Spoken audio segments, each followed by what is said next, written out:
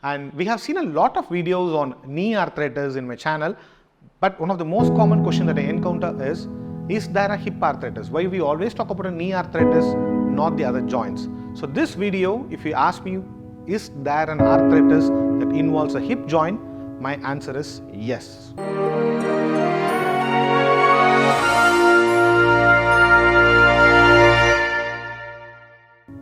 Hip joint arthritis is not as common as a knee arthritis, but definitely it's the second most arthritis, I would say.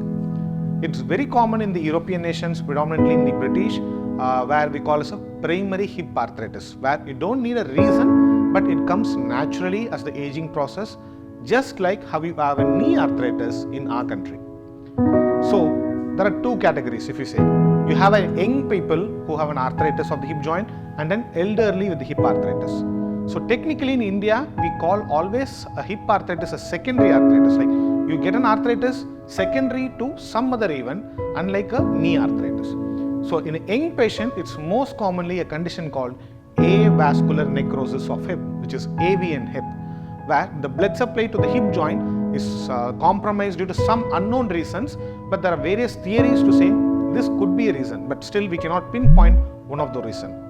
So in that scenario, the blood supply to the femoral head, the ball and socket joint, the ball part of it, the blood supply is compromised, and thereby it becomes deformed like a mushroom shape, causing an arthritis. So who all are prone to this hip arthritis or the compromised blood supply to the hip joint are people who are on steroid. Could be because of a skin disease, and now most commonly see as a sequelae of a COVID time when they are admitted in severe respiratory distress and they were on steroids. Very unusually are seen even in pregnant women who have been given steroid shots. Second is alcohol abuse. People who have consumed more than at least 3 alcohol sessions a week are very prone for hip AVN actually. And sickle cell disease, sudden blood dyskaryosis, where the red blood cells in a different shape, they can cause the blood flow obstruction. And some other conditions like Kaysen's disease, where the people go under the water in a deep sea, where the pressure is built up, they can also have. So they are very finer conditions, most prone for hip AVN. Most commonly what you have to remember is people who are on alcohol abuse or people who are on steroid. And now this particular people have a hip pain, and when you meet the doctor, they test you, they find your hip range of movement is restricted, and that becomes a significance. You will take an X-ray. When you see an arthritis in an X-ray in the hip joint, you are already missed the boat. It's too late. Ideally, the X-ray should appear normal, so your doctor will, under just a suspicion, he'll send you to an MRI.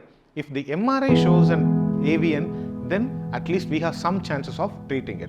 There's a classification called Fickart and Arlett classification, which classifies the hip AVN into 1, 2A, 2B, 3 and 4. Anything less than 2A, we have chance to preserve your head, which means you can do something to stabilize your head. Anything about 2B technically will end up in a hip replacement. So what are the options do we have to preserve a hip joint is something called core decompression and bone marrow injections. You do a core decompression to sort of depressurize your hip joint, and you get a gap for that. You take your stem cell from a hip joint, inject into that hole and make it heal faster. But anything above 2B definitely will end up in a hip replacement surgery.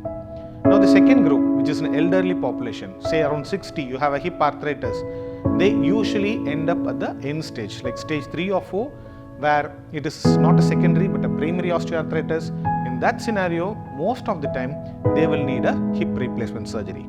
There are in-between games. There are options where you can take medicines, try to postpone, stuffs like that, but invariably, when the stage is terminal, it ends up in a hip replacement surgery.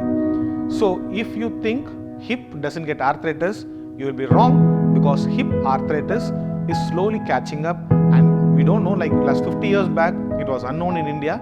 Now we are definitely talking about it more common. Probably in another 50 years, it can be on par with knee joint. So we're not sure about that, but definitely hip arthritis has to be taken care of.